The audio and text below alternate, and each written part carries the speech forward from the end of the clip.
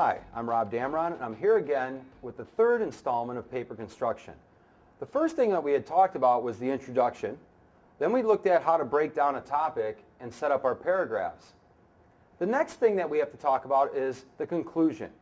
All right, one thing that we need to make sure that we don't write in that last paragraph, if we spell it correctly, we do not want to write these two words. No. Okay? You go on to college or you go on in senior English, this is what they would term very high schoolish. I did have a professor my freshman year, had 50 kids in the class, threw 47 papers on the floor and said, high schoolish, terrible. And three of us, including myself, I was just lucky, we actually didn't do the conclusion that way. What I like to call it is your final thoughts. Now, a great way to think about this is the Jerry Springer Show. Jerry Springer, the announcer starts off, today on the Jerry Springer Show.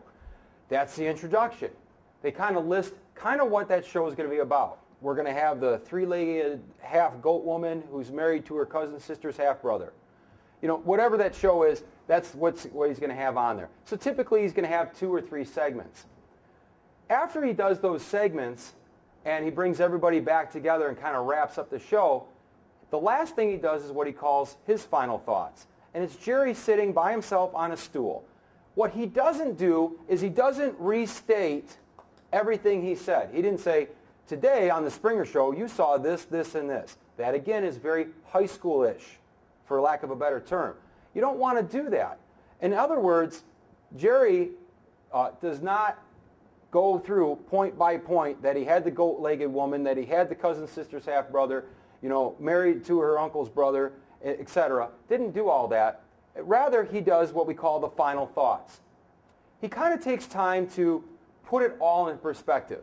For example, how did it make him feel?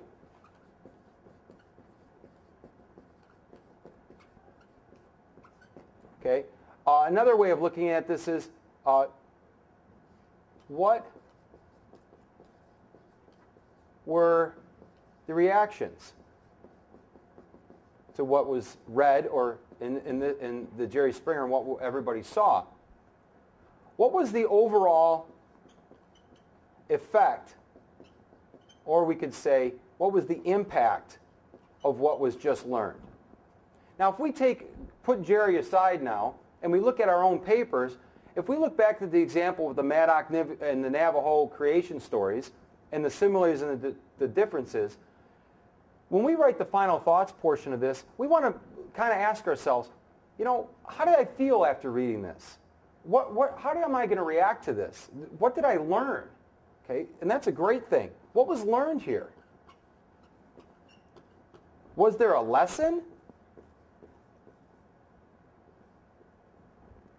So let's take, for example, that I went through this paper. I went through my introduction. I went through the creation stories of the Maddock and the Navajo. I told you how they were similar and different, and now I have to write my final thoughts. Well, I know you don't have these articles in front of you, but what we could say is the Indians have been around for a long time. They've been around since the dawn of creation. There are many different aspects in the Indian society and their folklore that are similar to one another based on their different creations. Okay? Notice what I didn't say. I didn't go back and say, today we're going to talk about the Maddock and the Navajo creation stories. I kind of gave not so much a summary, but an overall big fuzzy ball of yarn. What did this make me feel about? What did it make me think about? All right. Now, to caution you, when you're writing stuff like this, one thing you have to make sure when you're writing a paper like this, or when you're writing a paper, take I out of it. All right. First of all, especially in your final thoughts and your introduction, nobody cares what you think, what you feel, what you believe. Now, that's not really true. Everybody does care. Somebody may. But nobody cares when they're reading your paper. Nobody cares what you think, so don't say, I think, or I feel, or I believe that this paper is about. All right, you don't say those things. You got to take I out of the equation and just get right to the point. Like we always say, answer the question. The first step in any of these parts of the paper is answer the question. You go before a judge, and the judge says, did you do this? And you say, well, what had happened was the judge is going to smack you in the head. What's the bottom line? Did you do it, yes or no? And that's how the approach you have to have when you're writing a paper. What is the bottom line here? I'm going to get to it. In our introduction, I'm going to get to it. This is what the paper's about. Same thing in my final thoughts.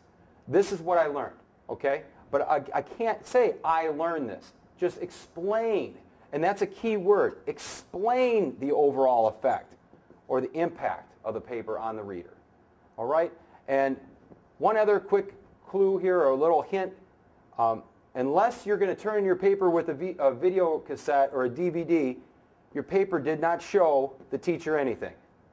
So don't say the paper's going to show me anything. And this paper, unless it's got some audio tape with it or you're standing there reciting it, the paper's not going to tell me anything either.